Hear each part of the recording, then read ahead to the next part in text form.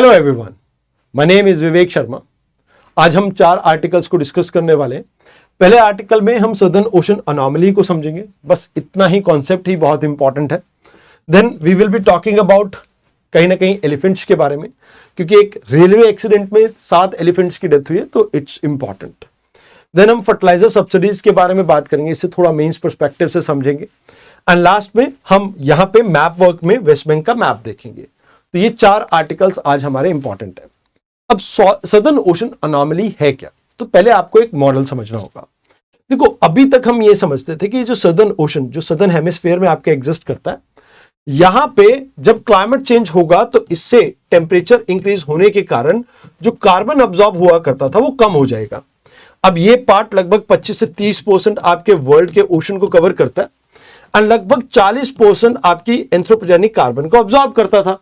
अब जितना ठंडा पानी उतनी ज्यादा गैस उसके साथ मिक्स हो सकती थी। हम इस मॉडल के ऊपर वर्क कर रहे थे। अब इस मॉडल में कुछ प्रॉब्लम है और इस प्रॉब्लम को आइडेंटिफाई किया गया एक टेक्नोलॉजी के through, that is lidar technology. 2025 में इस सैटेलाइट को लॉन्च किया गया था, that is light detecting and ranging. और इस सैटेलाइट ने ये देखा कि भाई आर्टिक के अंदर पहले क्या होता था कि भाई आपके सन की लाइट के थ्रू आप इस एरिया को ऑब्जर्व करते थे, बिकॉज विंटर में ये एरिया बिल्कुल ब्लैकआउट हुआ करता था, यानी 6 महीने रात रहा करती थी। तो हमारे पास इस एरिया के बारे में बहुत ज्यादा इंफॉर्मेशन नहीं थी, तो एक ऑब्जर्वेशनल ब्लैक बॉक्स ये कहा जाता था। तो कहते कि भाई अब हमें इस फाइंडिंग में ये पता लगा है कि भाई विंटर में आउटगैसिंग आपकी उतनी ज्यादा नहीं होती है। जो हमने 40% लगाया था कि ये कार्बन को अब्सॉर्ब करता है, ये अंडर एस्टिमेट है। और आने वाले समय में हम इसके ऊपर एक पूरा प्रॉपर रिसर्च करके आपको डाटा प्रोवाइड करेंगे। सो मींस यहां पे एक बबल मीडिएटेड एसिमेट्री के बारे में कहा जाता है कि भाई यहां पे आपने काफी सारे जो ओल्डर मॉडल्स है उसमें जो फिजिकल प्रोसेसेस है उनको इग्नोर किया। जैसे जो सदर्न ओशन है बहुत ज्यादा स्टॉर्मी है, बहुत ज्यादा हवा चलती है इस एरिया में। आपने रोरिंग और आपने फ्यूरियस 50-60 के बारे में सुना होगा। तो वो जो विंड यहाँ पे चलती है तो इसकी वजह से बबल्स प्रोड्यूस होते हैं एंड इन बबल्स के अंदर एयर ट्रैप होती है एंड इसकी वजह से आपको इतनी ज्यादा कार्बन रिलीज होती हुई नहीं दिखती है यहाँ पे। तो दैट वाज द थिंग जो आपको यहाँ पे समझनी थी। इसके अलावा इस आर्टिकल में कुछ और इंपॉर्टेंट नहीं है। Now comes the second article. Second article में यहां पे बात हुई कि एक रेलवे एक्सीडेंट के दौरान यहां पे कुछ हाथियों की डेथ हो गई। अब हाथी के बारे में आपको पता होना चाहिए, एलिफेंट अगर हम बात करें वर्ल्ड नेशनल हेरिटेज एनिमल है, शेड्यूल 1 में आता है। And wild life protection act की अगर हम बात करें शेड्यूल 1 में आता है, साइट्स के अपेंडिक्स 1 में है एंड इंडेंजर्ड कैटेगरी में आता है हमारे IUCN रेड लिस्ट में। नाउ द थिंग इज, इसको प्रिजर्व करने के लिए, प्रोटेक्ट करने के लिए हमने प्रोजेक्ट एलिफेंट को स्टार्ट किया था 1992 में। एंड अभी कर्नाटका में सबसे ज्यादा, असम में उससे थोड़ी कम एंड तमिलनाडु में तीसरे नंबर पे आपको ये एलिफेंट की पॉपुलेशन देखने को मिलती है। ज्यादातर एलिफेंट वेस्टर्न घाट में, उसके बाद दूसरा सबसे बड़ा एरिया आपका नॉर्थ ईस्टर्न पार्ट है, ब्रह्मपुत्रा वाला पार्ट है, और वहीं पर ये आपको एक्सीडेंट देखने को मिला। तो इसमें एक बात आप याद रखना, हमारे यहां पर हम गजराज सिस्टम को यूज करते हैं। ये AI based intrusion detection system है जो कि सिस्मिक एक्टिविटीज को डिटेक्ट करता है। हाथी के पांव से धरती जो कांपती है उसको, फ्रीक्वेंसी को डिटेक्ट करता है एंड ये लोको पायलट को रियल टाइम बेसिस पे और स्टेशन मास्टर को रियल टाइम बेसिस पे अलर्ट भेजता है। तो दीज आर द थिंग्स जो आपको यहाँ पे याद रखनी है। एक एमस्ट्रिप के ऊपर प्रीवियस आपको क्वेश्चन देखने को मिलता है, उससे आप इसे रिलेट कर सकते हो। एलिफेंट के ऊपर इटसेल्फ एक बार UPSC ने क्वेश्चन पूछा है, तो आप उससे भी इसे रिलेट कर सकते हो। Now let's come to the next part, जहां पे हम इकोनॉमी के अंदर बात करेंगे fiscal prudence, food security and soil health की। देखो, ये तो आप सभी को पता है कि भारत के अंदर जो सब्सिडीज प्रोवाइड की जाती हैं खासकर एग्रीकल्चर डोमेन में वो बहुत ज्यादा है एंड इसमें एक सबसे बड़ा कंपोनेंट है आपका फर्टिलाइजर। अभी जो 2025 का बजट है इसमें यह कहा जा रहा है कि भाई 2 लाख करोड़ के आसपास हम यहां पे ऑलरेडी, मतलब आप ये लगा रहे हो कि प्रोजेक्टेड सब्सिडी बिल हमारा रहने वाला है। तो ये 4% है हमारे टोटल बजट का। तो ये कहीं ना कहीं हमारे लिए एक चिंता का सबब है।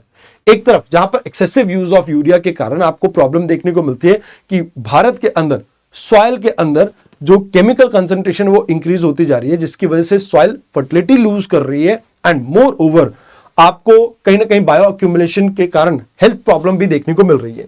तो कहते हैं यूरिया आपके अभी स्टैट्यूटरी कंट्रोल में आता है, जहां पे गवर्नमेंट इसका लो प्राइस को फिक्स करता है, फ्लैट आप कह सकते हो मैक्सिमम प्राइस रेट, जहां पे कंपनीज को सब्सिडीज डायरेक्टली गवर्नमेंट प्रोवाइड करती है।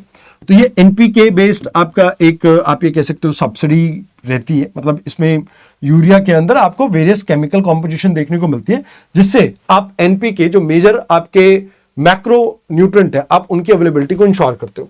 बट उसके अलावा पीके फर्टिलाइजर्स के ऊपर भी हमारा फोकस है, जहां पे हम न्यूट्रेंट बेस्ड सब्सिडीज प्रोवाइड करते हैं nitrogen, phosphorus, potassium and sulphur के लिए। अब ये मार्केट के ऊपर ड्रिवन है, मतलब इसमें बहुत ज्यादा हम सब्सिडीज नहीं प्रोवाइड करते, एक फिक्स रेंज में प्रोवाइड करते हैं। तो कहते हैं कि हमारे सामने एक प्रॉब्लम ये है कि भारत के अंदर एक्चुअल में 4:2:1 की रेशियो में नाइट्रोजन, फास्फोरस एंड पोटेशियम का यूज होना चाहिए था, बट अभी जो सॉइल में रेशियो देखने को मिलती है वो है 12:5:1।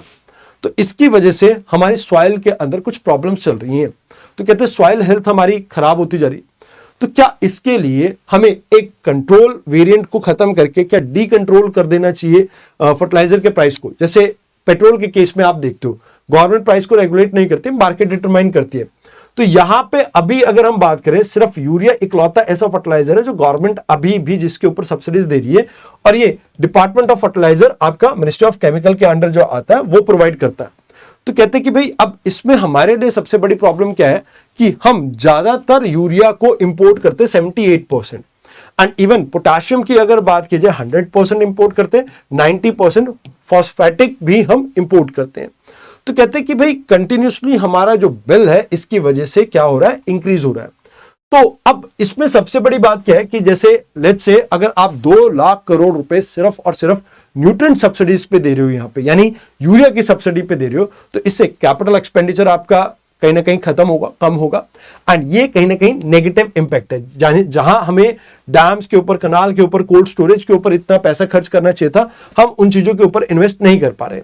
न्यूट्रिएंट यूज एफिशिएंसी की बात की जाए तो अभी भी 30 to 40% के आसपास है, मींस 60% जो आप यहां पे केमिकल यूज कर रहे हो वो वेस्ट हो रहा है।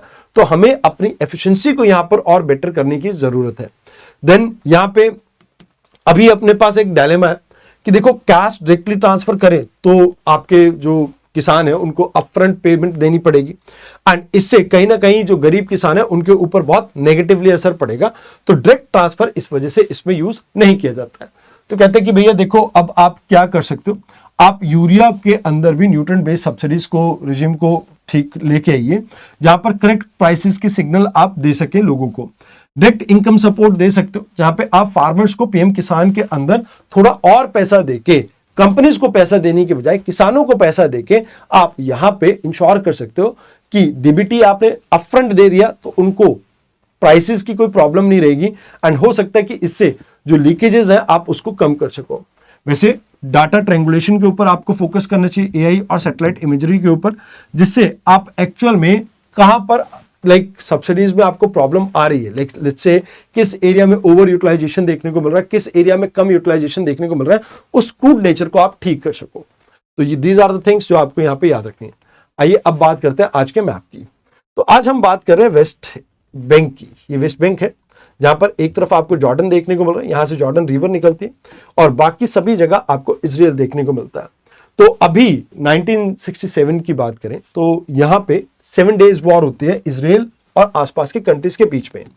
तो वेस्ट बैंक एरिया को, ईस्ट जेरूशलम और गाजा को ये कैप्चर कर लेते हैं, जहां पे अगर आप बात करें जूइश कम्युनिटी को 1967 के बाद से इन्होंने एस्टैब्लिश करना यहां पे स्टार्ट किया। तो ये कहा जाता है कि भैया इलीगल है कहीं ना कहीं 4th जिनीवा कन्वेंशन के अंडर, उसके आर्टिकल 49 के अंदर।